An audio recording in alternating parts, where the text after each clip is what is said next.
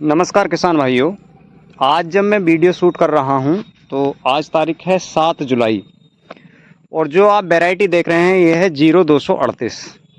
जो variety top borer, पोकाबोइंग और red rot के लिए जानी जाती है, जिसके अंदर सबसे ज़्यादा रेड रॉट आ रहा है। कई स्थानों पर पूरे के पूरे खेत रेड रॉट की चपेट में आकर के नष्ट हो चुके हैं। टॉप बोरर इसमें बहुत ज़्यादा आता है, पोका बोइंग भी बहुत ज़्यादा आता है और हमारे किसान धीरे धीरे इसे छोड़ रहे हैं। तो उसी 0238 वैरायटी की ग्रोथ, मोटाई, ये सारी चीज़ें आज इस वीडियो में मैं दिखाने वाला हूं। साथ ही मैं आपको बताऊंगा कि हमने इसमें क्या दिया है और अब जुलाई के महीने में आप क्या दे सकते हैं, जो आप भी अपने गन्ने की फसल को या आपने ये 0238 वैरायटी को पोकाबोइंग, टॉप बोरर और रेड रॉट से बचा सकते हैं। देखिए दोस्तों, मैं बाहर का व्यू आपको दिखा रहा हूं। अभी मैं इसके अंदर जाने वाला हूं और आप तब देखिएगा कि लेंथ कितनी है इसकी। थोड़ा सा दिक्कत है क्योंकि अभी बारिश भी हुई है और यहाँ पे थोड़ा सा वार वगैरह भी की हुई है। तो अभी मैं एंटर हो रहा हूँ गन्ने के अंदर। थोड़ा धैर्य बनाए रखें।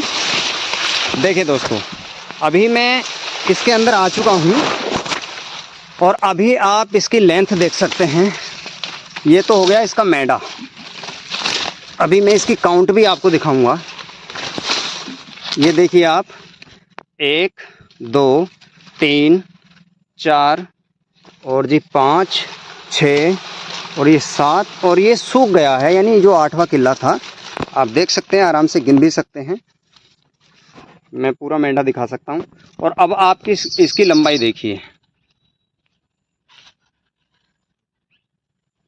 अगर मैं इसकी पूरी गिन के दिखाऊं तो आप देखेंगे जड़ से 1 2 3 4, पत्ते के नीचे 5वीं, 6ठी और 6ठी, 7वीं, 8वीं और ये वाली 9वीं, 10वीं, 11वीं, 12वीं, यानी 12 पोई आ चुकी हैं। अभी आप देख सकते हैं कि इसकी लंबाई लगभग यहाँ तक अगर मैं बात करूँ तो 6.5 फीट की लंबाई अभी इस गन्ने के अंदर आ चुकी है। तो दोस्तों, विषय क्या है कि हमारे किसान भाई समय पर अगर चीज़ें नहीं करते हैं तो रेड रॉट भी आता है, पोका बोइंग भी आता है और टॉप बोरर तो बहुत ज़्यादा इसमें आता ही है। इस खेत के अंदर भी कुछ चीज़ें आई थी, जैसे टॉप बोरर हो गया, पोका बोइंग हो गया। रेड रॉट नहीं आया क्योंकि इसका प्रिवेंटिव हमने जो इलाज है वो किया था। गन्ने में कोई कमी आप नहीं देख सकते हैं, बिल्कुल लाजवाब गन्ना ये बना हुआ है। मोटाई भी इसकी बनी हुई है।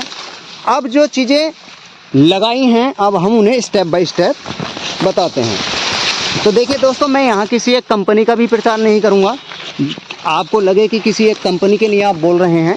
जो हमने इसमें दिया है हम वही बताएंगे। जब हमने इसकी नौदा थी और उसे हार्वेस्ट किया, उसके बाद हमने एक स्प्रे दिया। स्प्रे में जो क्लोरोफाइरिफॉस प्लस साइपरमेथ्रिन होता है 250 ml पर एकड़ के हिसाब से, साथ ही इमामेक्टिन बेंजोएट ली थी और लिक्विड में लिया था हमने। इन्हीं के साथ कार्बेंडाजिम मैनकोजेब युक्त मैंडोज हमने लिया। चारों को स्प्रे करने के बाद बहुत ही ज़बरदस्त रिजल्ट हमने देखने को मिला। उसके बाद हमने जो पोटास आता है, बायो पोटास, उसके साथ हमने माइक्रोराइजा दिया था। ये इसकी दूसरी डोज थी। और उसके बाद हमने क्लोरोएंट्रानिलीप्रोल, जो रेपिजन के नाम से आता है, और साथ ही रोजतम, जिसके अंदर एजोक्सिस्ट्रोबिन और टेबुकोनाजोल रहता है, हमने वो इसमें लगाया। यानी तीसरी डोज वो थी। और चौथी डोज पे हमने इसमें किया है एक अपना इलियोस के नाम से प्रोडक्ट रहता है, और साथ ही हमने डीएपी, डाई अमोनियम फॉस्फेट, ये 4 डोज हमने इसमें दी हैं। लगभग 15 से 20 दिन के रेशियो पे हमने ये डोज दी हैं। और उस डोज के बाद आप इसमें देख सकते हैं ग्रोथ, सारी चीज़ें। आप सिंगल पेड़ में भी कोई भी रोग बता नहीं सकते हैं। तो ऐसी ग्रोथ, ऐसी मोटाई, ऐसा फुटान आप कई किसानों के भी देखते होंगे जो प्रिवेंटिव होकर के इन सारी चीज़ों को टाइम टू टाइम करते हैं। तो ऐसा नहीं कि आप अपनी 38 वैरायटी को टॉप बोरर से या फिर पोका बोइंग से या फिर रेड रॉट से नहीं बचा सकते। बचा सकते हैं, बशर्ते हमारे किसान भाइयों की एक ही समस्या है कि रोग आने के बाद हम ट्रीटमेंट शुरू करते हैं। जब हमें मालूम है कि इस वैरायटी के अंदर ये चीज़ें आएंगी ही, तो क्यों ना प्रिवेंटिव होकर के चीज़ें लगा ली जाएं और फिर उसका रिजल्ट कुछ इस तरीके से देखने को मिलता है। तो अगर अब मैं 5वीं डोज की बात करूं, क्योंकि मैं इसमें 5वीं डोज लगवाने वाला हूं और वो 5वीं डोज होगी यूरिया प्लस जो नेत्राबोर करके रहता है कैल्शियम, जिसमें बोरोन भी रहती है और अपना कैल्शियम भी रहता है नाइट्रेट आयन के साथ। तो ये हमारी 5वीं डोज होगी, जिससे गन्ने का जो फुलाव है वो अच्छे से रहे। पोटास ऑलरेडी हम दे चुके हैं, तो हम 5वीं डोज इसे देने वाले हैं इसकी बंधाई के बाद। क्योंकि इसका जो खादर की ज़मीन में रहता क्या है, जैसे ही बारिश होती है और बारिश होने के बाद से बहुत ज़्यादा सॉफ्ट हमारी ज़मीन हो जाती है और गन्ना गिर जाता है।